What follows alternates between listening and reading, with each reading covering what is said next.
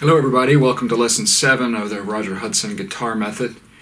I hope that by now you have started to get a little bit of a repertoire, have some pieces that you can play, hopefully from memory. In Lesson 7, we're going to be introducing the key of C major.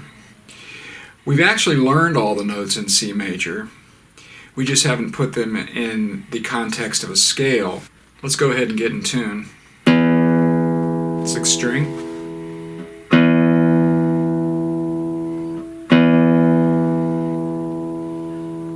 fifth string,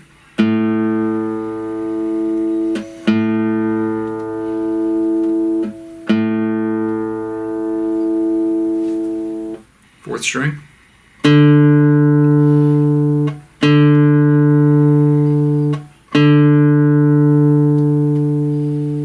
third string,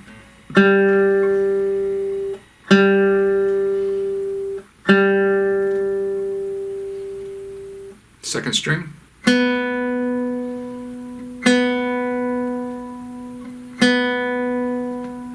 first string,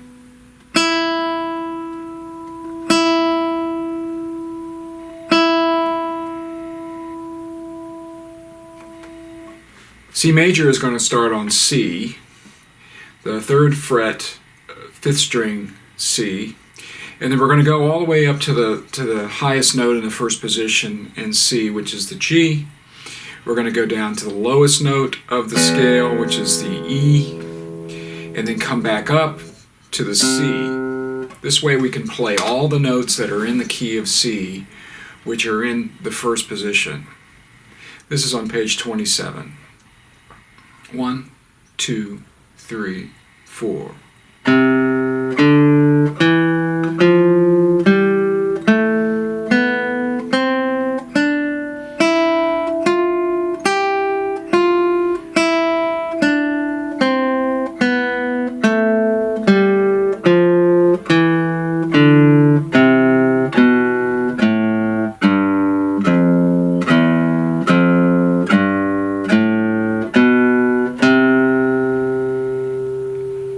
Okay, when you play the scales, you should alternate with index and middle. Eventually you can play them faster. You can also try playing what's called rest stroke, also called apoyando.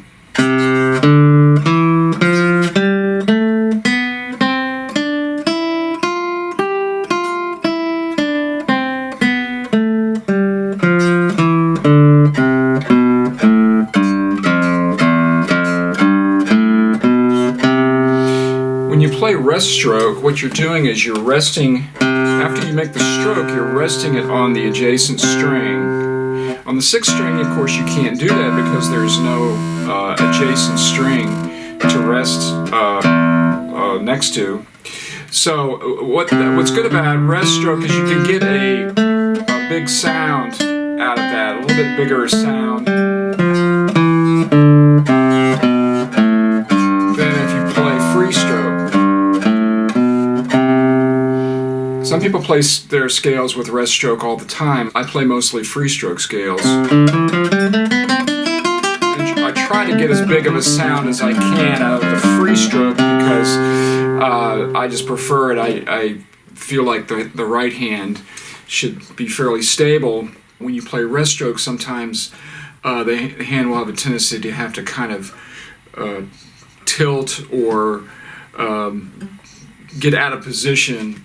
I think it's better to start off with a strong free stroke and then develop your rest stroke later. But if you want to start working on your rest stroke now, then that's perfectly fine.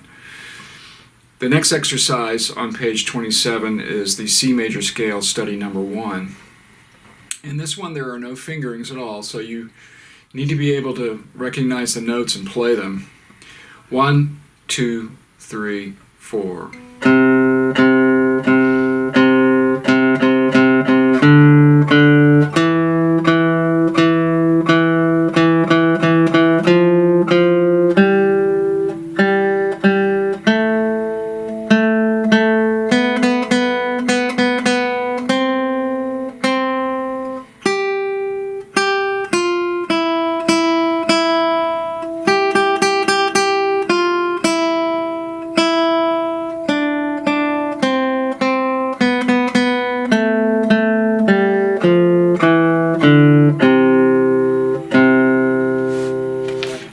have noticed that when I'm playing these scales and a lot of these exercises, I'm not looking at my left hand. That's a little bit difficult for a beginner. A lot of times you want to be able to look at your hand to make sure you know where your fingers are going. But that's what's so important about playing in position and keeping your position, because if you get used to this, playing in a fixed position, whenever you can, you won't have to look at the left hand so much, and you can keep your eyes on the music, and that way you won't get lost. Now, of course, if you memorize an exercise, then you can concentrate on looking at your hands.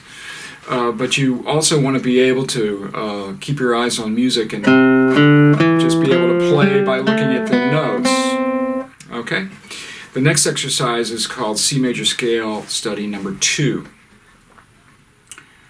1 and 2 and 3 and 4 and...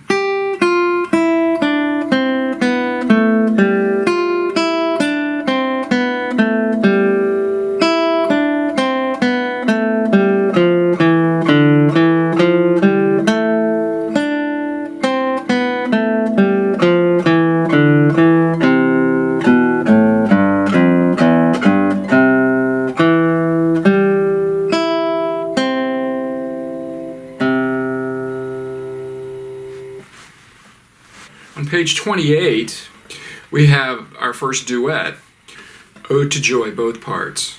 1, 2, 3, 4.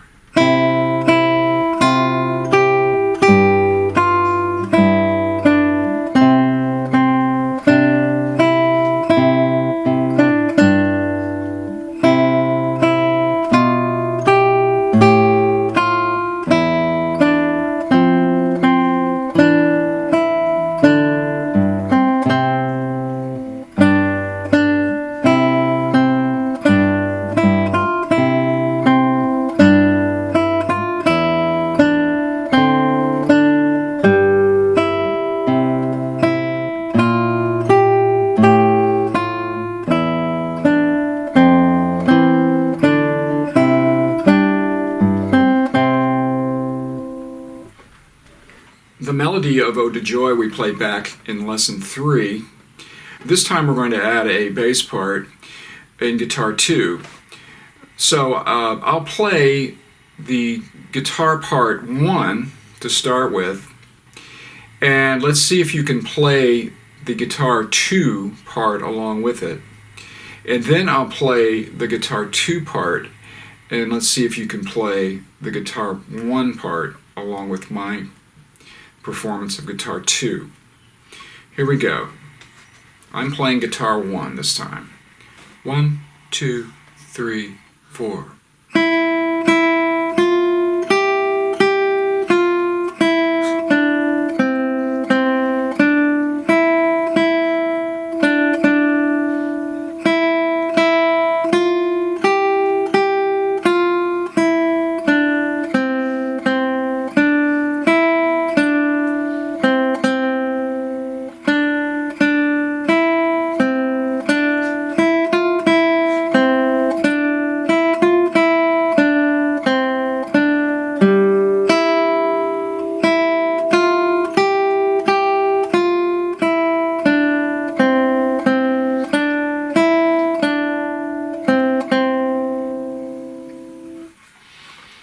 Okay, now I'll play guitar part 2. See if you can play guitar part 1 along with me. 1, 2, 3, 4.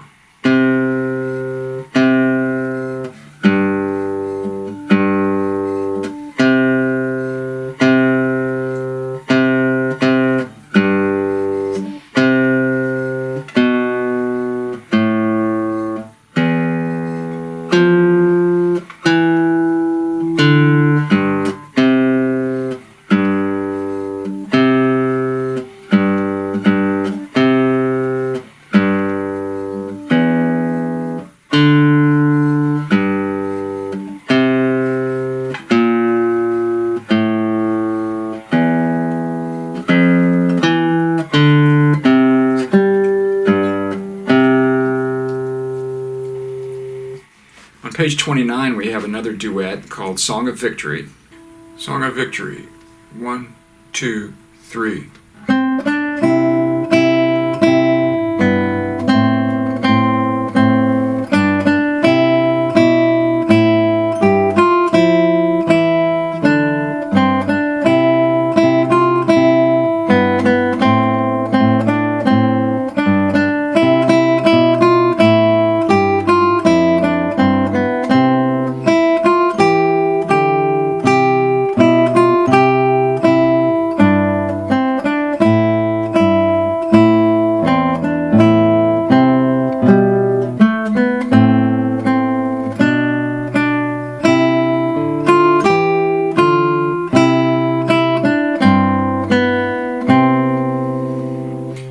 In this one, the guitar 1 part actually starts on beat 4 rather than on beat 1. This is called a pickup measure. And it starts on 4, and then there's also an 8th note on the and of 4, so it's 4 and. So the pickup measure, you would count this way: 1 and 2 and 3 and 4 and 1, like that. The guitar 2 part has a rest there. So the guitar 1 actually starts by itself. I'll play the guitar 1 part, and you can play the guitar 2 part. Make sure that you don't start when I do, because I will be playing on the and of 4 in the pickup measure. 1 and 2 and 3 and 4 and.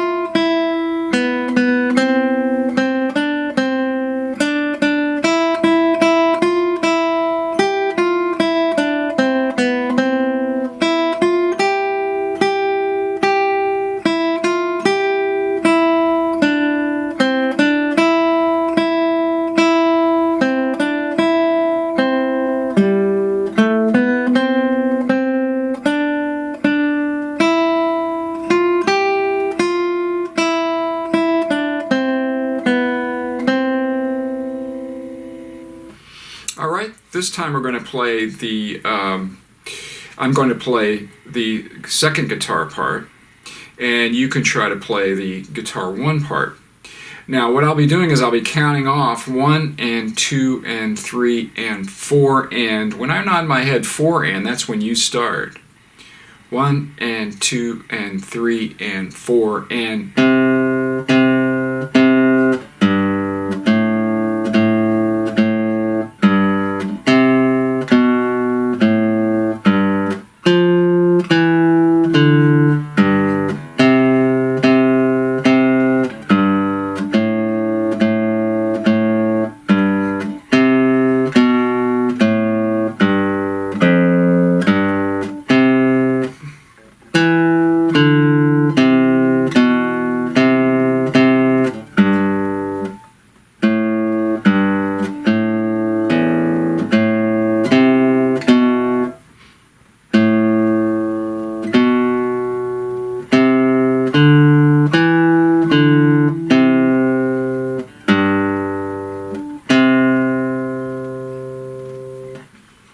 On page 30, we have an old folk song called Arkansas Traveler.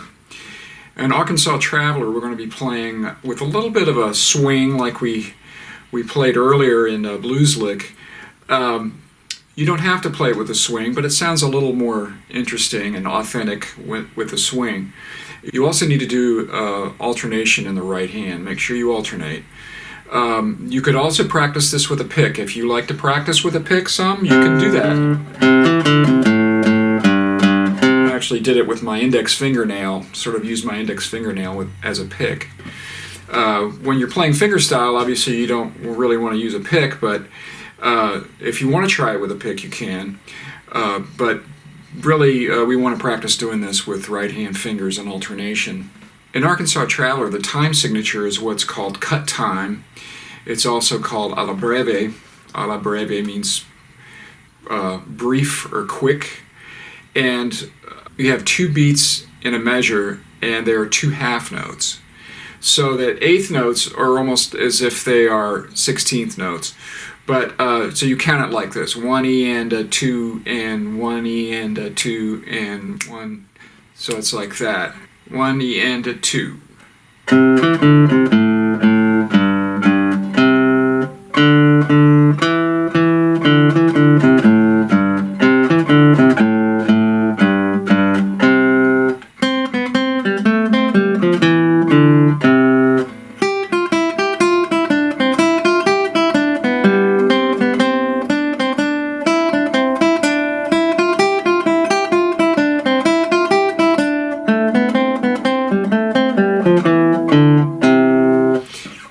Try it a little slower this time.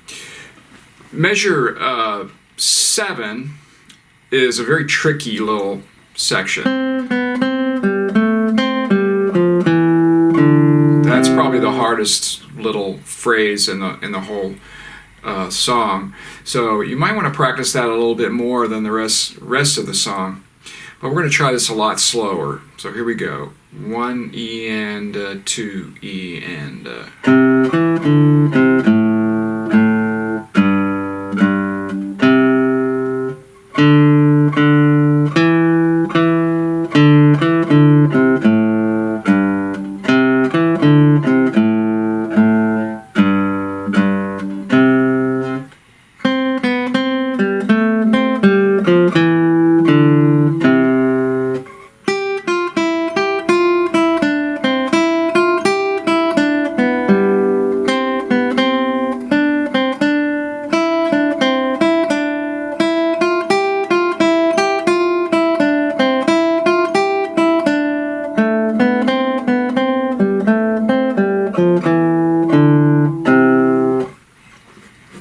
The next exercise is called harmony in 6th.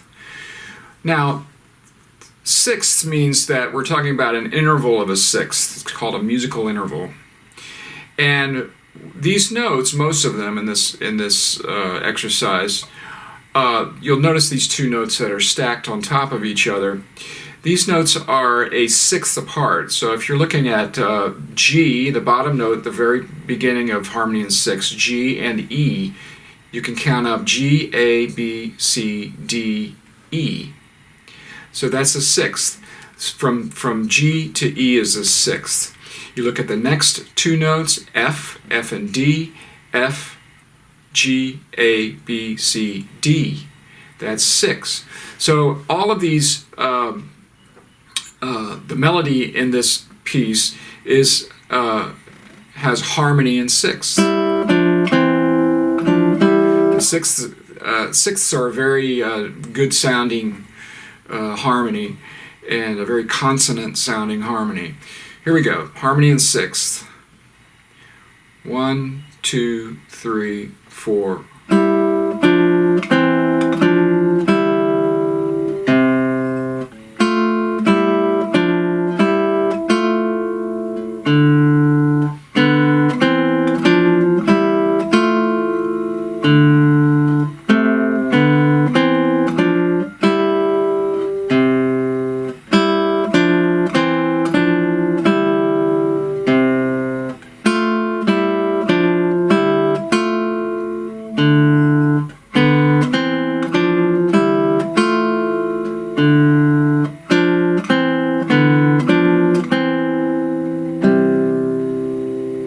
If you'll notice, in harmony in 6th, the very first measure has 3 and 4 here coming down. Really make sure that you're doing that, because the next 2 notes are these 2 right here, the E and the C. If you play this like this and then you want to use your second finger down like that, it makes, first of all, you might get kind of a squeak. And the other thing is that your fingers, you have to move this first finger all the way over here because it's out of position. If you work on your 4th finger playing this D right here and your 3rd finger playing here, look, the 1st and 2nd fingers are free to hover right above the next 2 notes that need to be played, the E and the C. So it's very important that you try to do that, really work on doing that. It's not going to feel very natural at first, but later on you'll understand why it makes a lot of sense. You'll be able to go a lot faster, for example, rather than if you have to kind of jump around. Harmony intense, the next exercise, is very similar. These two notes that are grouped together in harmony intense are a tenth apart. So if you notice at the beginning of harmony intense, you have a C down at the bottom and you have an E. So you have C, D, E, F, G, A, B, C, D, E. That's 10. E is also a third away from C, C, D, E, and a third is also a very consonant interval. It sounds nice, pleasant to the ear, and but this E is a tenth away. It's an octave higher than the regular E that you would see in the scale. So if you go C, D, E, that's only a third away, but the next E is a tenth away. So this piece is called Harmony Intense. 1, 2, 3, 4.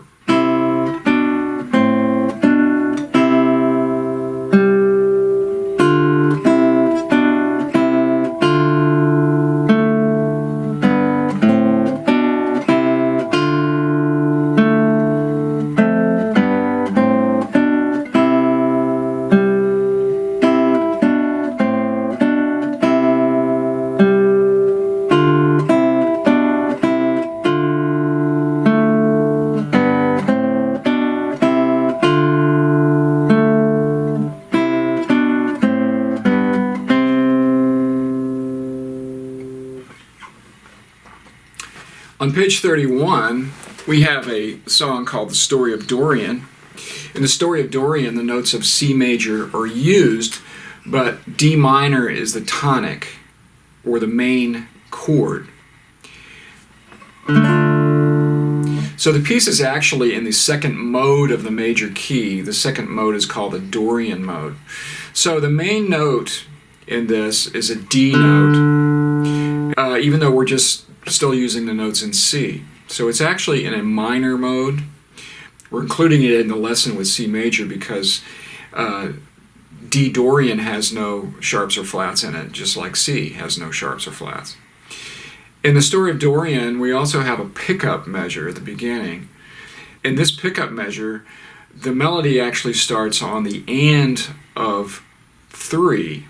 So you would count 1 and 2 and 3 and 4 and. So the melody would go 1 and 2 and 3 and 4 and 1. All right? Pay close attention to the endings in this. Another thing to notice that's new is you go down to the 5th line. At the end of the 5th line, it says DS al coda. DS al coda means, in Italian, dal segno al coda, which means from the sign. And you may be wondering where the sign is. Well, the sign is back at the beginning. You'll see the sign there if you look at the beginning of the piece. The sign is the first full measure. You'll go back to the sign, and then what you'll do is you do both endings again. And then you go to where it says to coda. You will not play the 5th line. You'll jump to the coda and end the song. See if you can follow it as I play along. 1 and 2 and 3.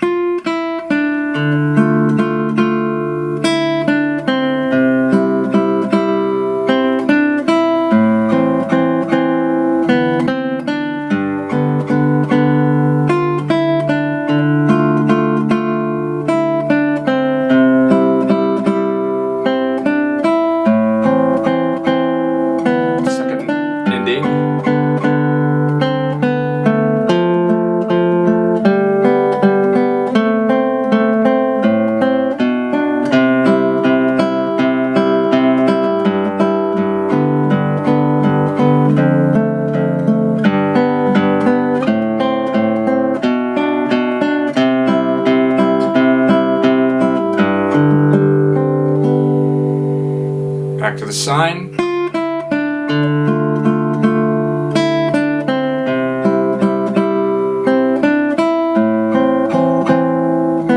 Second ending.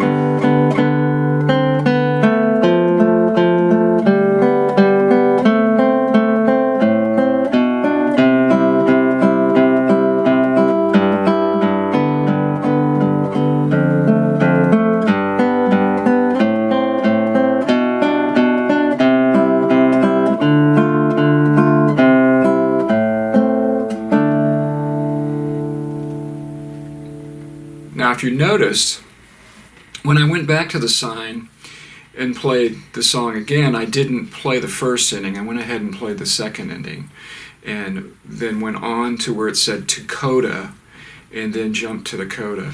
If you want to, you can go back, when you go back to the sign, you can play both endings, but a lot of times it's sort of customary not to do that. Continuing lesson 7, on page 32, we have 4-note block chords and arpeggios. We had that earlier when we were playing open strings. We had exercises where we were playing some open strings. Now we're going to be doing 4-note block chords and arpeggios using chords. So if you'll read with me at the top of 32, in order to form the block chords in the exercise below, leave left-hand fingers down after playing the fretted quarter notes of the arpeggios. In the last two measures of the exercise, there are repeated chords. Here, the fingers will need to form the notes of the chords quickly and simultaneously. Remember, the notes in the block chord are all played at the same time. When two consecutive chords share some of the same notes, the shared note or notes should remain fretted when changing from one chord to another. So in this exercise, what I'm doing is I'm having you literally form the chord and then play the chord as a block chord. On the right hand, you'll be playing PIMA. The bass note may go to the 4th string, it may go to the 6th string, it may go to the 5th string. You'll just have to look and see what the chord is, what's written in the chord. So make sure you pay close attention to the bass notes. Also pay close attention to which notes are shared between two different chords. So here we go. Page 32. 1, 2, 3, 4.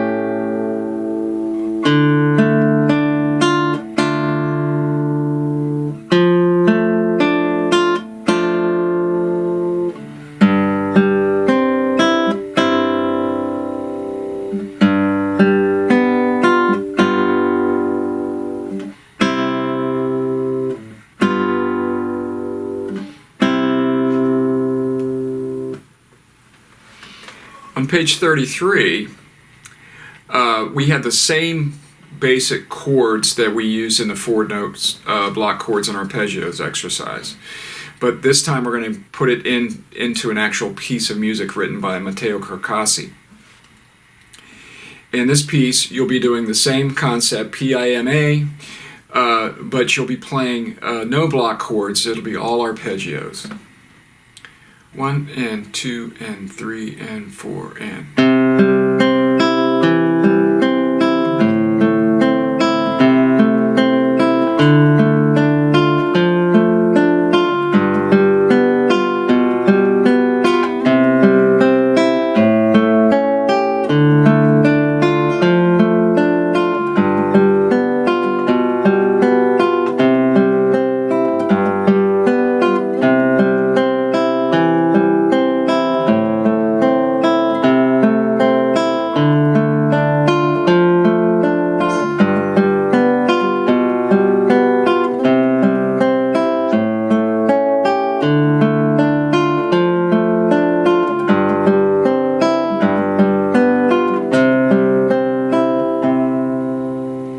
Make sure you notice at the end there's a tie on the E, the high E.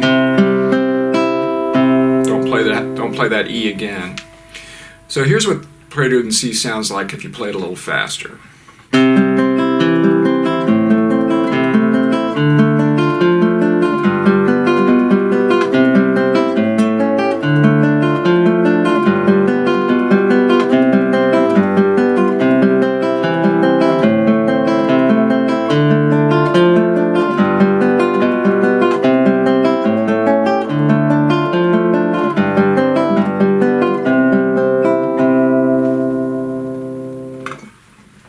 Next exercise, we have a very different sort of challenge, counterpoint study.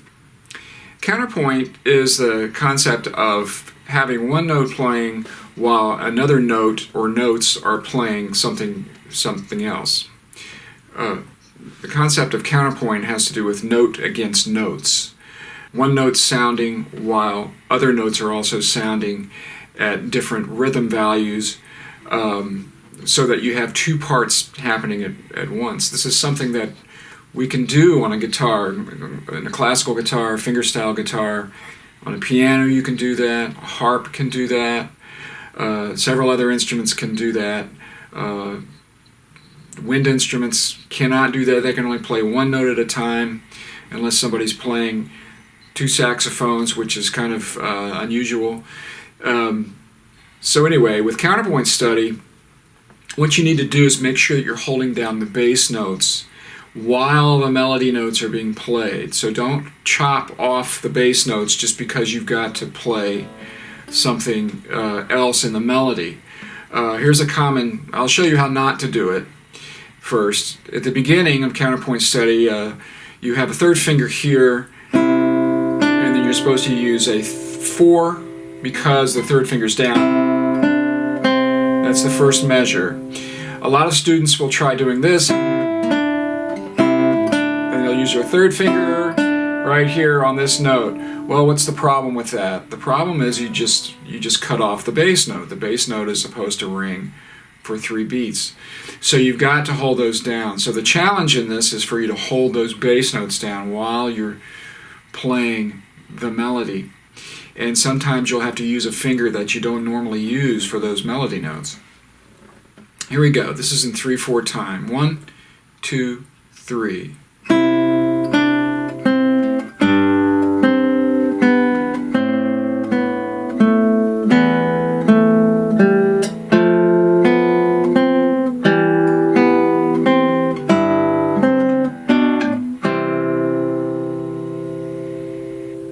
Okay? If you're having trouble with counterpoint study, don't be discouraged. It takes some practice, and you just really need to listen to each part, the bass line and the melody line, and make sure they're both happening very clearly. It should sound like 2 guitar players are playing. See you in lesson 8.